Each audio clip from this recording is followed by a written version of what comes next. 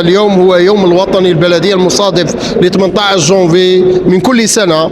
اليوم تحتفي وهران كباقي بلديات الوطن بهذا اليوم الوطني، حيث نظم المعرض في المقر القديم الجديد في وسط مدينة وهران، بالضبط في ساحة أول نوفمبر، في هذا المعلم الأثري الكبير في وهران.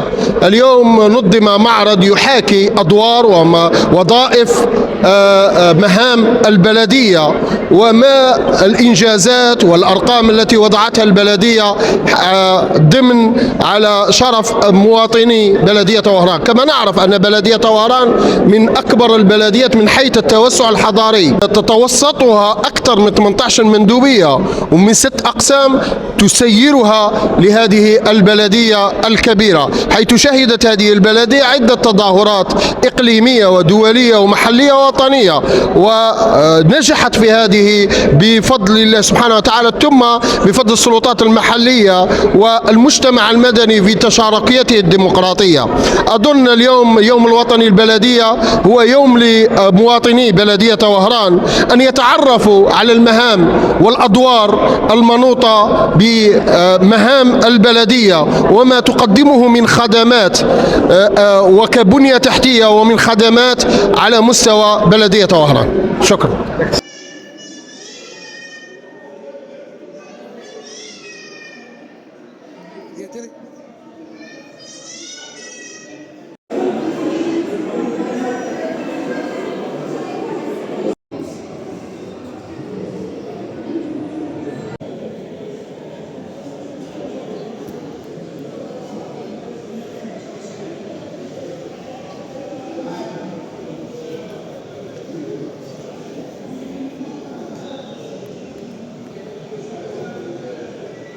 اليوم يوم عظيم، اليوم شرف لنا باش نكونوا في هذا المقر اللي توحشنا على كل حال مده زمنيه طويله، اللي هو في الترميم وفي الامور هذه.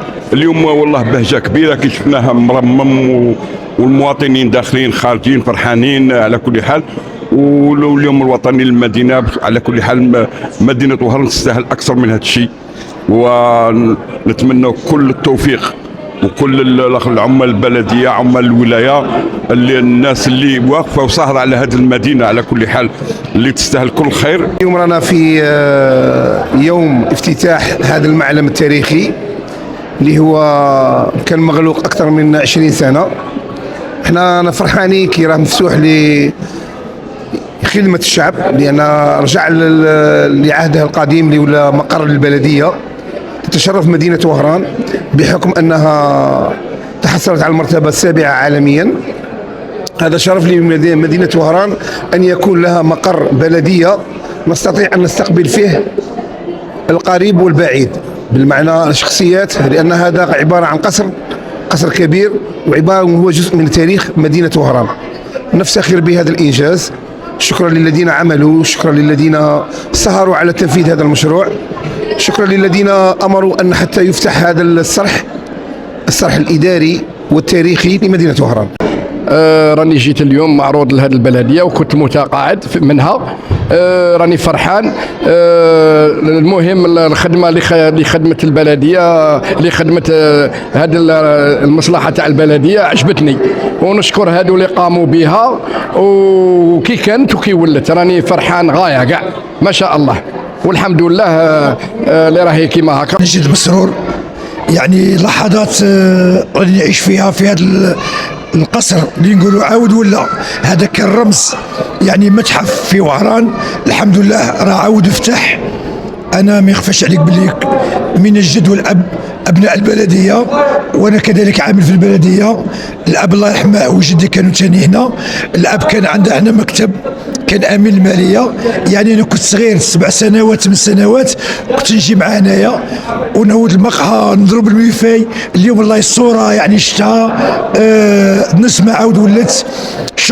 شكرا كاع اللي عاود هذا المتحف، وشكرا لعمال البلديه اللي ربي نقول لهم يعاونكم ويعاونوهم. ان شاء الله نديروا اغنيه على البلديه، لان عمال البلديه يستاهلوا. من نقولوا عمال النظافه يعني بزاف صوالح. كاينه حاجه يقول لك النظافه من الايمان والوسخ من الشيطان. يعني من تكون خدام في البلديه راه عندك نيفو كبير.